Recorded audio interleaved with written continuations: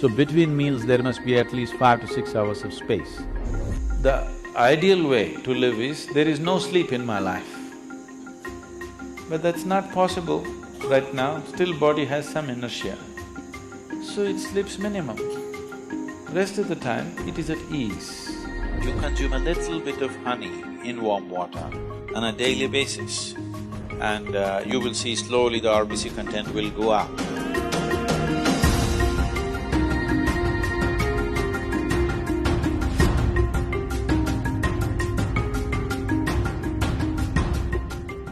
When it comes to food, one of the most important things that you must be conscious of is, on a certain day when you eat a certain type of food, whatever you eat, you must consciously notice how quickly does it digest and become a part of yourself.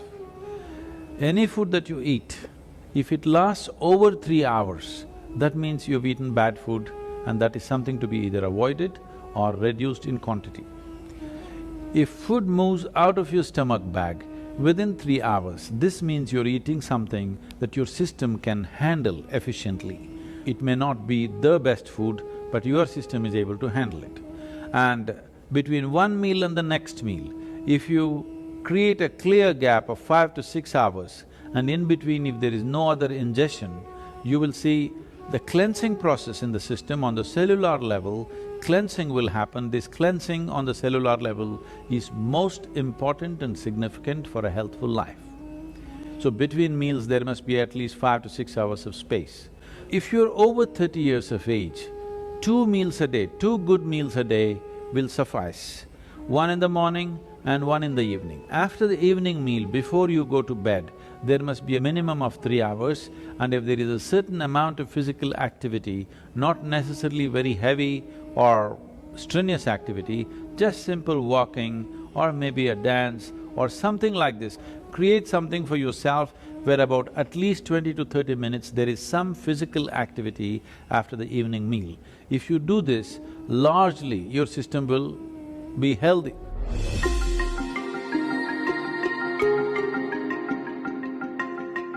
Anemia means on one level the blood has lost its iron, that means you lost your steel, okay? You lost the strength in the body, you'll feel exhausted, simply exhausted for nothing. Because once the necessary iron is not there, your ability to carry oxygen through the body is less. That means your body, your heart, your brain, everything will be on a lower level of function because you don't have enough oxygen. So, building oxygen into the blood is one of the important things, because how healthy the body is, how easily it rejuvenates itself depends on a high level of oxygen in the blood. And that capability will go down, particularly women have to be careful on this because of the biological process, that their hemoglobin content may go down and their ability to carry oxygen in the blood will come down, which will make them unnecessarily exhausted, will make them look unintelligent. And yes, if the RBC is low, you feel dumb because there's not enough oxygen in the brain and it doesn't function the way it needs to function, both the body and the brain. So, to take care of this, one of the simple things is you consume a little bit of honey in warm water on a daily basis, and you will see slowly the RBC content will go up. If there's more oxygen in the blood, suddenly you feel a burst of energy, suddenly everything is active, the rejuvenation system in the body is going up, the dead cells are being replaced quickly. The level of inertia that you feel in the body is much lower, the level of inertia that you feel in your mind is much lower.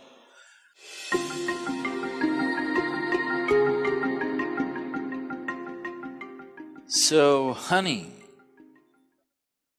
it has different types of impacts on the system.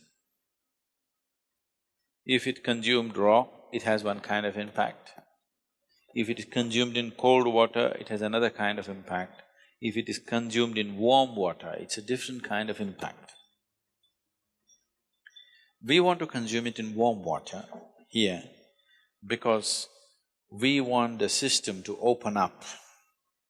If you put it into boiling water, some part of honey will turn poisonous.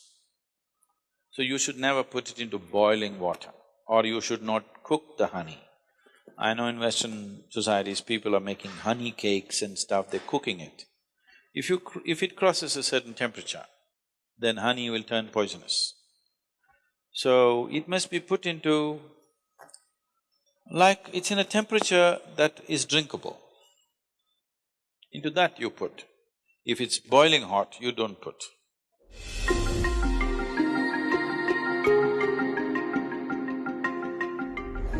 See, sleep is not a requirement in one's life. What the body requires is rest. Sleep is just one form of rest. A lot of people are beginning to think,